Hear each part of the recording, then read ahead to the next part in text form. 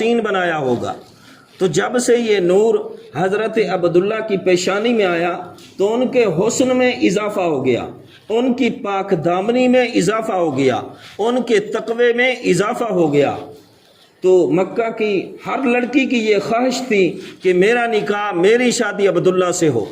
تو چنانچہ اس عیسائی لڑکی نے حضرت عبداللہ کو نکاح کی دعوت دی۔ انہوں نے کہا جی نہیں، میرے والد جہاں چاہیں گے میرا نکاح وہیں ہوگا۔ اس نے پھر ایک دن اپنی خواہش کا اظہار کیا، اس نے کہا چلو آپ نکاح نہیں کرتے، آپ میرے ساتھ ایک رات گزار لیں۔ حضرت عبداللہ نے فرمایا ایسا نہیں ہو سکتا، میں اس قسم کا آدمی نہیں ہوں۔ بس کچھ دنوں کے بعد حضرت عبداللہ کی شادی کا اہتمام ہوا تو حضرت عبد المطلب نے مکہ میں جتنے بھی قومیں اور قبیلے تھے سب میں دیکھا کہ کوئی رشتہ تلاش کیا جائے، لیکن ان کو کوئی ایسی لڑکی پسند نہ آئی جو اپنے بیٹے عبداللہ کے لائق ہو، قابل ہو۔ تو حضرت عبد المطلب نے سوچا چلو اب مدینے میں چلتے ہیں۔ وہاں مدینے میں گئے، وہاں مدینے میں جا کر جو ہے ایک قبیلے میں ایک لڑکی تھی، اس کا نام تھا آمنہ۔ اس وقت ان کی عمر تھی 16 سال، 15 سال یا 16 سال ان کی عمر تھی۔ تو وہاں مدینے میں بھی اس کا چرچا تھا، ہر قبیلے والوں کا اور ہر بڑے آدمی کی یہ خواہش تھی کہ یہ میری بہو بنے، اس کا رشتہ میں لوں۔ چنانچہ عبد المطلب نے جب اپنے بیٹے عبداللہ کا پیغام بھیجا تو انہوں نے قبول کر لیا کہ ہم راضی ہیں۔ تو اس طریقے سے وہاں سے شادی ہوئی، نکاح ہوا اور لے کر یہاں مکہ میں آ گئے۔ ابھی ایک ہفتہ ہی گزرا تھا کہ حضرت عبداللہ جو ہے اپنے گھر سے باہر نکلے، ایسے گلیوں میں جا رہے تھے، اس عیسائی لڑکی کی نظر پڑی تو اس نے دیکھا اور خاموش ہو گئی، کوئی بات نہیں کی۔ تو حضرت عبداللہ نے کہا کہ پہلے تو تم مجھے گناہ کی دعوت دیتی تھی اور کبھی نکاح کی دعوت دیتی تھی اور آج دیکھ کر خاموش ہو گئی ہو۔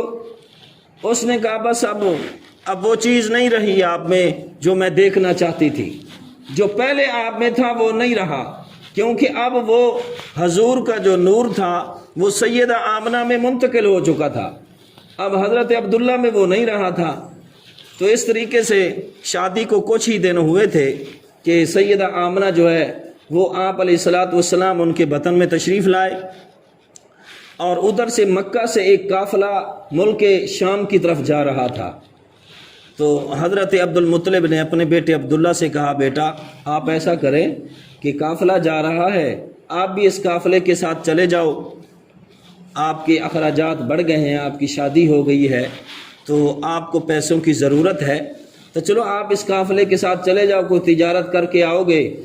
تو قافلے روز روز نہیں جاتے، اس دور میں جو قافلے جاتے تھے وہ ہر مہینے نہیں جایا کرتے تھے، سالوں کے بعد جایا کرتے تھے، اور وہاں مکہ سے لے کر ملک شام تک کا جو سفر تھا وہ 3 مہینے کا سفر تھا، 3 مہینے جانے کے اور 3 مہینے پھر واپس آنے کے، یہ 6 مہینے لگ جاتے تھے، اور پھر 3 مہینے یا 2 یا 4 مہینے پھر وہیں تجارت کرتے ہوئے بھی لگ جاتے تھے، کسی کا سامان جلدی بک جاتا تھا، کسی کے سامان کو 3 مہینے لگ جاتے تھے۔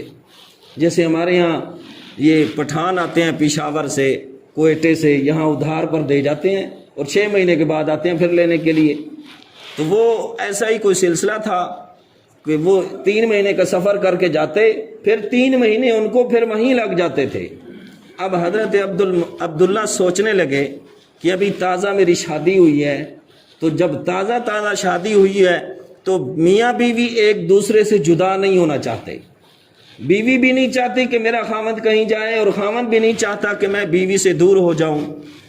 تو لیکن اب پیسوں کی بھی ضرورت تھی، والد کا اصرار تھا، چنانچہ حضرت عبداللہ نے فیصلہ کر لیا کہ میں نے قافلے کے ساتھ جانا ہے، کچھ سامان تیار کیا اور قافلے کے ساتھ روانہ ہو گئے۔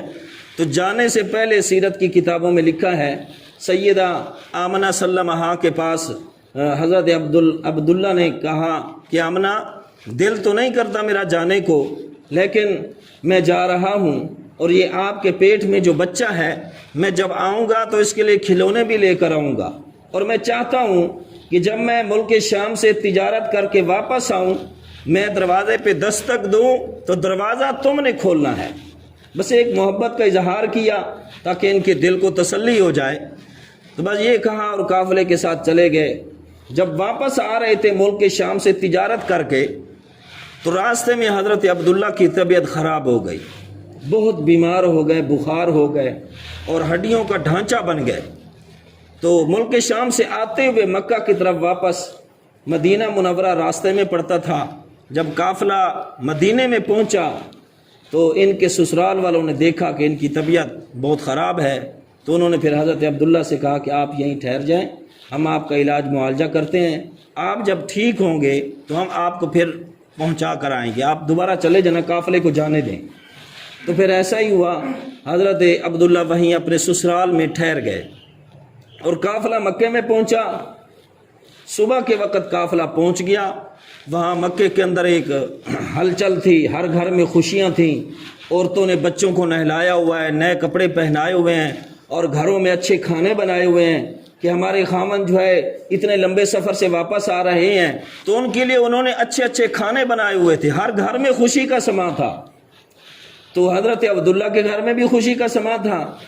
اب حضرت آمنہ بھی اسی انتظار میں ہے کہ عبداللہ کس وقت آتے ہیں۔ ظہر کا وقت ہو گیا، ہر کوئی اپنے اپنے گھر میں چلا گیا، لیکن حضرت عبداللہ گھر میں نہیں آئے۔ تو حضرت آمنہ نے گھر کے مردوں سے کہا کہ آپ پتہ کرو، قافلہ صبح سے آیا ہوا ہے، عبداللہ ابھی تک گھر میں نہیں ہے، کیا بات ہے؟ جب قافلے میں جا کر پتہ کیا تو بتایا گیا کہ عبداللہ بیمار تھے، ان کی طبیعت بہت خراب تھی، اس لیے ان کو مدینے میں ٹھہرا دیا گیا ہے۔ تو یہاں سے پھر کچھ افراد گئے، جب یہ مدینے میں پہنچے تو اللہ کا کرنا ایسا ہوا کہ حضرت عبداللہ کا انتقال ہو چکا تھا۔